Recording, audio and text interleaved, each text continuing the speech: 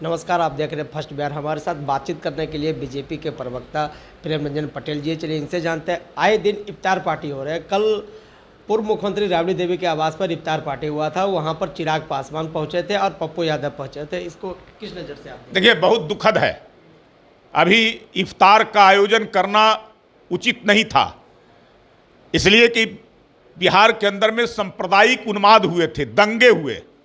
सासाराम में, बिहार शरीफ में, वहाँ हिंदू लड़के मारे गए मुसलमानों की गोली से, लोगों के घर जलाए गए, दुकान जलाए गए, रोजगार व्यापार लोगों का समाप्त हुआ। लोग दुख में हैं।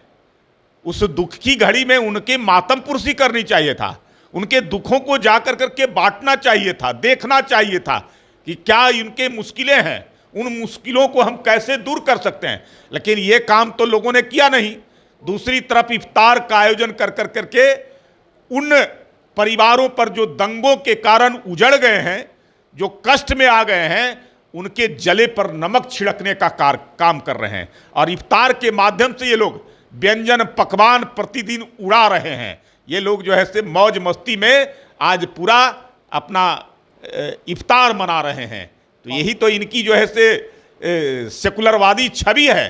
यही तो सेकुलरवादी इनकी छवि है कि ये एक तरफ जो है से कहते हैं कि हम सबको साथ लेकर के चलते हैं सब, और दूसरी तरफ ये इफ्तार का आयोजन कर रहे हैं। जहां तक आप बात कर रहे हैं पप्पू यादव की और चिराग पासवान की, तब पप्पू यादव कभी सांसद हुआ करते थे राजद के, और उन्होंने कहा था कि लालू जी का उत्तराधिकारी मैं हूंगा।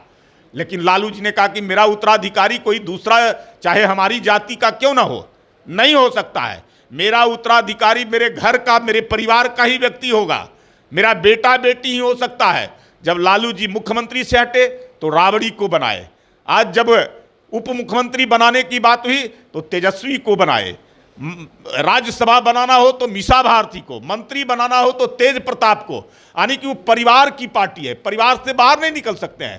लेकिन पप्पू यादव को अब ये पता चल गया कि अब लालू और राबड़ी का चाकरी करने के बाद अब कुछ प्राप्त करने के लिए तेजस्वी, तेज प्रताप और मीसा भारती की चाकरी कर रहे हैं, जाकर के उनके आगे गुहार लगा रहे हैं, इसलिए वहां जा रहे हैं। जहां तक आप चिराग पासवान की बात करते हैं, आमंत्रण उनको मिला होगा इफ्तार का, तो उस इफ्तार में गए होंगे। लेकिन वहां से निकलते ही उन्होंने कहा कि मुद्दों पर आधारित मेरा महागठबंधन सरकार से विरोध है, वो विरोध जारी रहेगा। बिहार के विकास के लिए, बिहार की प्रगति के लिए, बिहार के लोगों के रोजगार के लिए वो मेरा इफ्तार से कोई उससे लेना देना नहीं है। सर, जदयू के वरिष्ठ नेता हैं केसी त्यागी का बयान आया है कि महागठबंधन में चिराग पासवान का स्वागत है। अब कौन है केसी त्यागी? बहरंग वापस किए गए हैं। पहले राष्ट्रीय महासचिव थे, प्रवक्ता थे, 3 में कि 13 में, उनको तो बाहर कर दिया जदयू ने। लेकिन मुझे लगता है कि केसी त्यागी को यह आभास पहले हो गया है कि महागठबंधन के पास कुछ बचा नहीं है जनाधार। महागठबंधन लड़ नहीं सकता है, एनडीए से मुकाबला नहीं कर सकता है। इसलिए एनडीए के पार्ट को तोड़ो, जो एनडीए के साथ है उसको अपने साथ प्रलोभन देकर करके लाओ। इसलिए केसी त्यागी उनको आमंत्रित कर रहे हैं। लाख कोशिश कर लेंगे, किसी को भी बुला लेंगे, किसी को अपने साथ जोड़ लेंगे।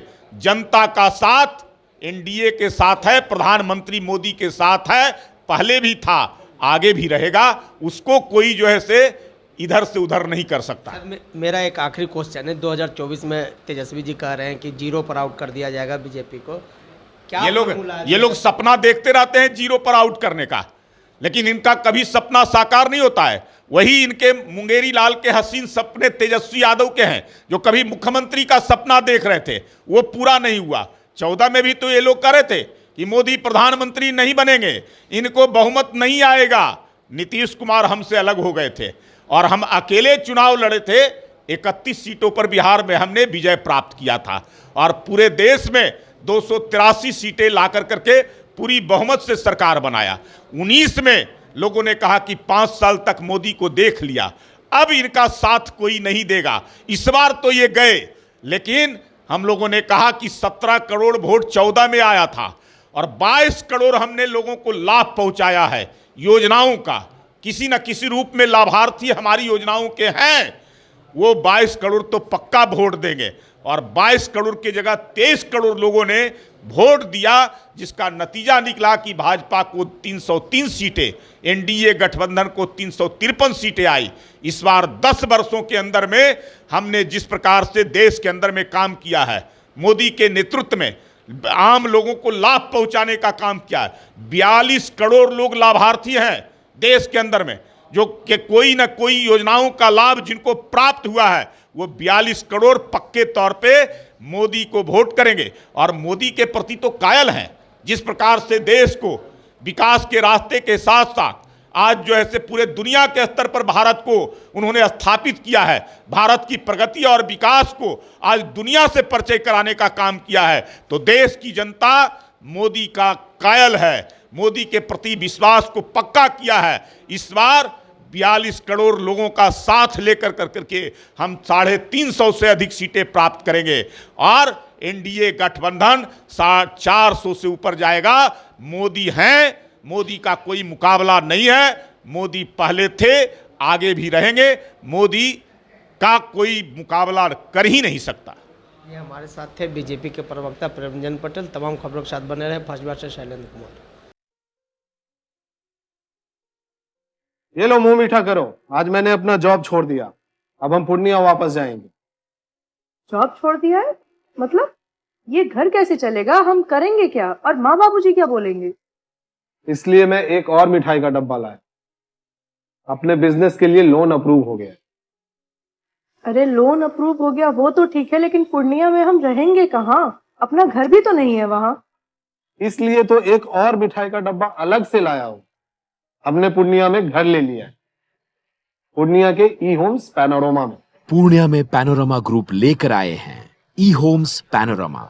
बड़ा घर, आलीशान जिंदगी और अत्याधुनिक सुविधाओं के संग। अरे अब क्यों मुंह मीठा करवा रही हो?